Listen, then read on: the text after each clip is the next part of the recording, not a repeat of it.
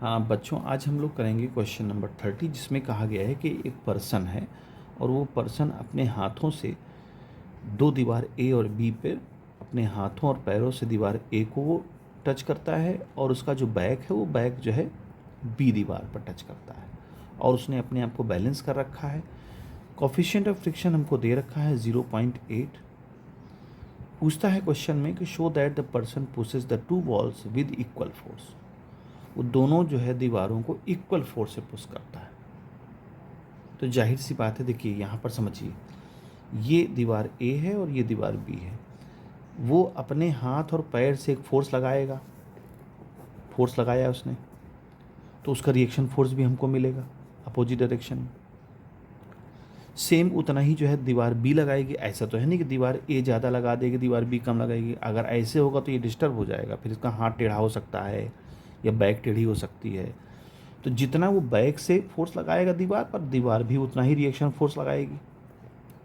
तो सब एक दूसरे को जो है इक्वल फोर्स लगाएंगे और इक्वल रिएक्शन फोर्स मिलेगा। अब जैसे मान लो ये ऐसे लगा रहा है, तो अब अगर मान लो यहाँ पर इसकी वजह से रिएक्शन फोर्स अगर कम ज़्यादा हुआ तो यह टेढ़ा हो सकता है, हाथ इधर, तो बिल्कुल स्ट्रेट है ऐसे। यानी जितना दीवार ए और जितना दीवार बी लगा रही हैं फोर्सेस, रिएक्शन फोर्स, वो बराबर लगा रही हैं। इसी वजह से टिका हुआ, नहीं तो गिर जाता है। अब ये टिका क्यों हुआ है, तो ये गिर क्यों नहीं रहा है? क्योंकि इसका वेट जो है ना, जो नीचे की तरफ मैनेज हो रहा है, ये वेट जो है इनके फ्रिक्शन फोर्स से मैनेज हो रहा है, जो इनके हाथों, पैरों और बैक से लग रहा है। फ्रिक्शन फोर्स हमारा क्या होता है? Mu into R. तो इन हाथ और पैर से हमको फ्रिक्शन फोर्स मिल रहा होगा, ठीक है, और बैक से मिल रहा है।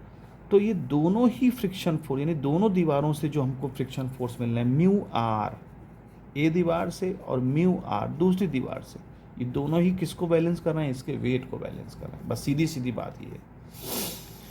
हमने इन दोनों को कंबाइंड मान लिया, हाथ और पैर को लगभग कंबाइंड मान लिया। तो जो इन दोनों से मिल रहा है फ्रिक्शन फोर्स और जो उसके बैक से फ्रिक्शन फोर्स मिल रहा है, वो उन दोनों को ऐड कर दें। 2 mu R is equal to M जी।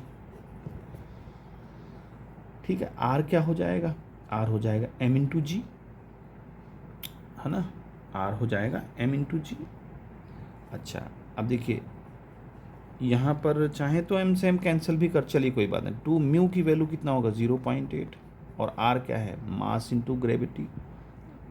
तो मास है 40 और ग्रेविटी हमको 10 दे रखी है ना। और यहाँ भी हमको, सॉरी, हमको रिएक्शन फोर्स ही तो पता करना था। ओ हाँ, रिएक्शन फोर्स पता करना था। देखो, mu into R plus mu into R is equal to M G. ठीक है, यानी हमको क्या मिल जाएगा? 2 mu R is equal to M G. हमें आर पता करना है तो एम जी बाई 2 म्यू हो जाएगा। अब मास कितना है? 40 है, जी की वैल्यू 10 है, 2 और म्यू की वैल्यू कितनी है? 0.8। तो ये इसमें डेसिमल हटाएंगे, यहाँ कर देंगे, 5 टाइम चला जाएगा। तो रिएक्शन फोर्स हमको कितना मिल जाएगा? 250, यानी 250 न्यूटन का। ये यहाँ नहीं, ये गलत है ना, आर निकालना था, हमने आर ही रख दिया। ठीक है, तो यहाँ पर ये रिएक्शन फोर्स पूछ रहा था, रिएक्शन फोर्स पता चल गया। तो इस तरह से इस क्वेश्चन को सॉल्व